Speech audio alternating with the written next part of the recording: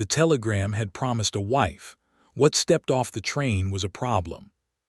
Tom Hargrove stood on the platform at Cottonwood Bend with his hat in his hands and his heart somewhere down around his boots, watching the woman in the gray traveling dress descend the iron steps like she owned the railroad and was disappointed in it.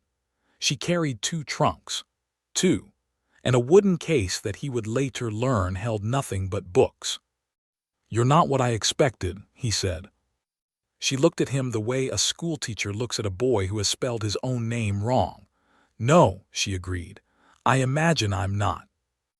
Behind them, the man who had paid for her passage, Holly's Crane, the prosperous owner of the feed store, a widower of 48 with 3 children and a temper, folded his arms and shook his head. "I can't use her," Crane said flatly, loud enough for half the platform to hear.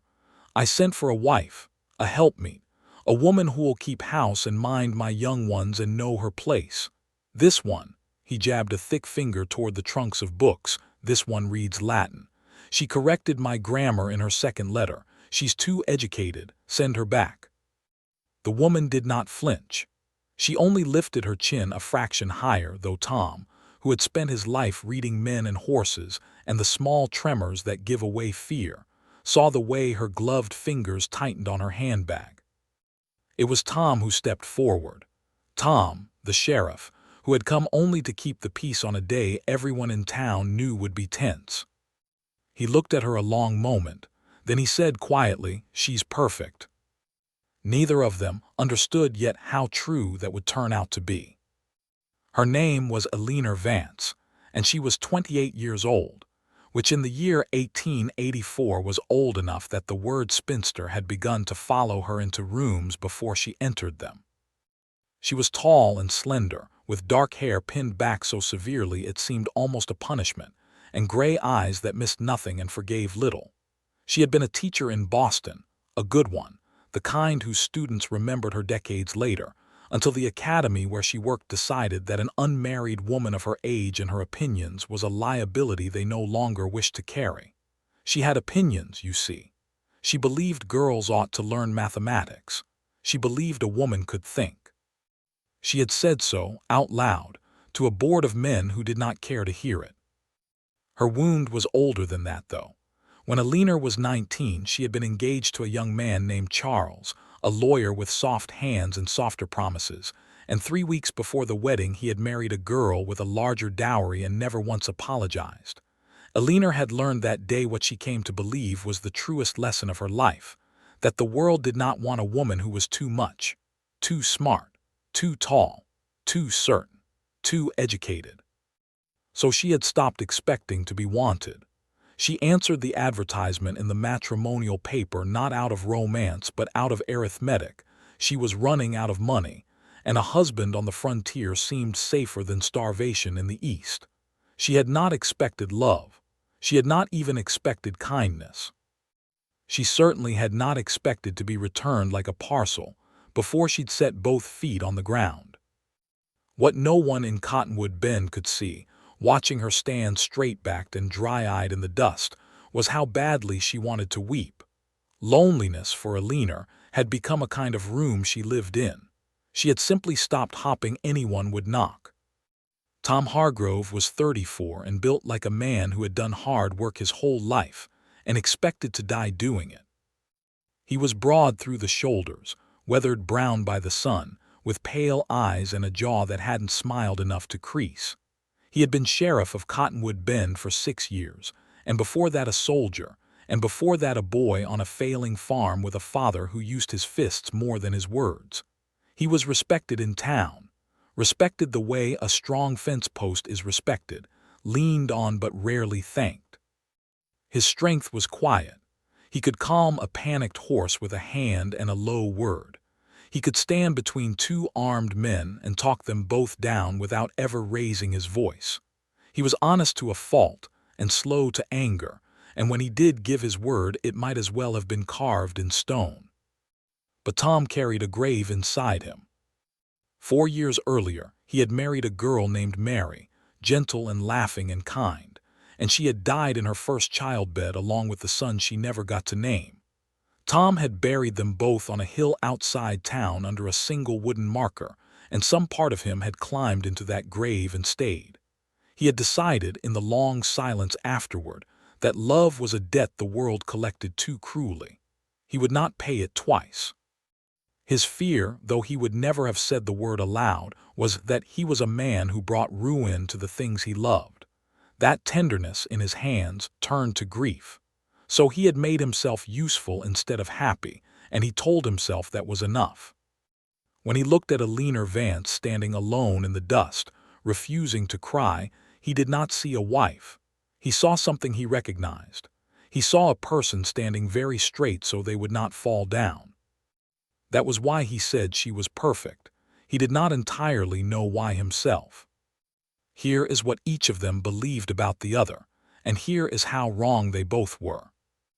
Eleanor took one look at Tom Hargrove, the worn boots, the plain shirt, the badge, the calloused hands, the slow, careful way he spoke, and decided he was a simple man.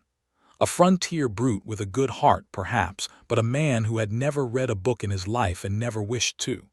She had spent years among such men, men who mistook her intelligence for arrogance and her independence for a flaw to be corrected. She braced herself for it. And Tom took one look at Eleanor, the fine traveling dress, the trunks of books, the Boston vowels, the chin held high, and decided she was a lady who would last about a week. Soft, proud, helpless. A woman who had never split kindling or hauled water or buried anything she loved. He figured she'd be on the eastbound train within the month, and he told himself it was no business of his. Both of them were certain, both of them were wrong, and both of them were about to be forced to find out. Because Tom Hargrove had not thought through what he was going to do with her. He had spoken without planning, the way a man jumps into a river before he remembers he can't swim. Crane was leaving. The hotel was full. There was a respectable widow named Mrs. Beauchamp who took in boarders, and Tom installed Eleanor there that same afternoon, paid her first week out of his own pocket over her sharp objection, and then stood in the parlor turning his hat in his hands like a guilty schoolboy. "I'll find honest work for you," he said. "Soon as I can. This town needs—" He stopped. He did not actually know what this town needed that Eleanor Vance could provide. "I'll think of something." "You needn't have spoken for me," she said. Her voice was cool, but he heard something fragile underneath it, like ice over running water. "I am not your responsibility, Sheriff. I am no one's responsibility." "No, ma'am," he agreed. "I expect you're not." And he left, and that both of them assumed was that. It was not that. 3 days later, the schoolmaster of Cottonwood Bend, a sour man named Prout, packed up and left for Denver in the middle of the night, taking with him the school's small cash box and the goodwill of every parent in the county. The town was suddenly without a teacher and full of children running wild. It was Mrs. Beauchamp who mentioned, over supper, that her new boarder had taught school in Boston. The town council met in the church the next evening. They were reluctant, a woman, unmarried, the rejected bride, a creature of unsettling education. But they were also desperate. They offered Eleanor the position with the grudging air of men doing her a great favor. Eleanor accepted with the calm air of a woman who knew exactly what she was worth and was tired of pretending otherwise. And so the woman who was too educated to be a wife became the only person in 40 miles fit to teach the town's children. The irony was not lost on her. It was not lost on Tom either, who stood at the back of the church and almost smiled. Their first real clash came over a boy named Sam. Sam Doyle was 9 years old, motherless, with a drunkard for a father and a habit of stealing whatever wasn't nailed down. Tom had hauled him in twice already and was running out of patience. When Sam turned up in Eleanor's schoolroom with a black eye and a stolen apple, Tom came to collect him. "He doesn't belong in a schoolhouse," Tom said in the doorway low, so the children wouldn't hear. "He belongs—" He didn't finish. "Where?" Eleanor asked. "In your jail. He's 9, Sheriff." "He's trouble." "He's frightened." Her gray eyes flashed. There is a difference, though I don't expect a man who solves everything with a badge to know it. That stung, and Tom let it show. And I don't expect a woman with 2 trunks of books to know the first thing about hunger, he said. You've never gone without a meal in your life. The silence that followed was terrible. They stood there, 2 proud, lonely people, each having struck exactly where they meant to. Eleanor turned away first. Good day, Sheriff. Tom left without the boy. He sat in his office that night feeling like a fool, and he did not entirely understand why her opinion of him should matter so much. But she had kept the boy. And the next morning, when Tom rode past the schoolhouse before dawn, he saw lamplight in the window and Eleanor inside, teaching Sam Doyle his letters alone, an hour before the others arrived, because the boy was too proud to be seen behind the others in front of them. Tom sat on his horse in the dark for a long time, watching. Something in his chest, long frozen, shifted very slightly. After that, he started noticing things. He noticed that Eleanor never went without a meal, and that she gave half her own to whatever child came to school with an empty lunch pail, which was often. He noticed that the soft Boston lady hauled her own water and chopped her own kindling, and never once complained, though her hands, he could see, had blistered, and then hardened. He noticed that she had organized the mothers of the town into a sewing circle that quietly clothed every poor child in the county before winter. He noticed that she stayed up nights writing letters to a publisher in the East, trying to get real school books sent west, and that she paid the freight herself. And Eleanor began to notice things too. She noticed that the simple frontier brute kept a shelf of books in his office, worn soft with rereading Marcus Aurelius and a Bible, and a volume of poems with a woman's name written inside the cover. She noticed that he read to old blind Mr. Akers every Sunday, slow and patient, and told no one. She noticed that when the widow Carlin couldn't pay her debt, Tom paid it himself and let her believe it had been forgiven. She noticed that this man who she had thought solved everything with a badge had, in fact, talked 3 different men out of 3 different fights without ever drawing his gun, because he believed, deep down, that most men were better than their worst moment. One evening he walked her home from the church social, the 2 of them silent under a sky thick with stars, and she said, before she could stop herself, "I misjudged you." "I misjudged you first," he said. It was the closest either of them had come to tenderness in years, and they both fell quiet, frightened by it.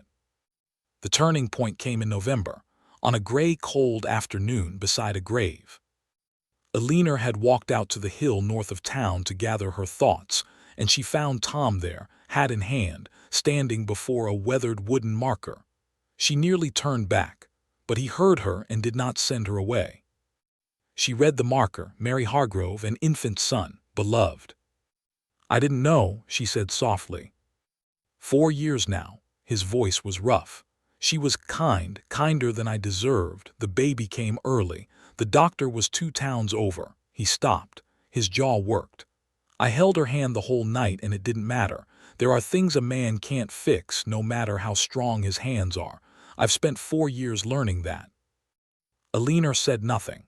She understood, suddenly, the whole shape of him, the usefulness that hid a wound, the kindness given quietly so it could never be thrown back in his face, the man who had decided he was dangerous to love.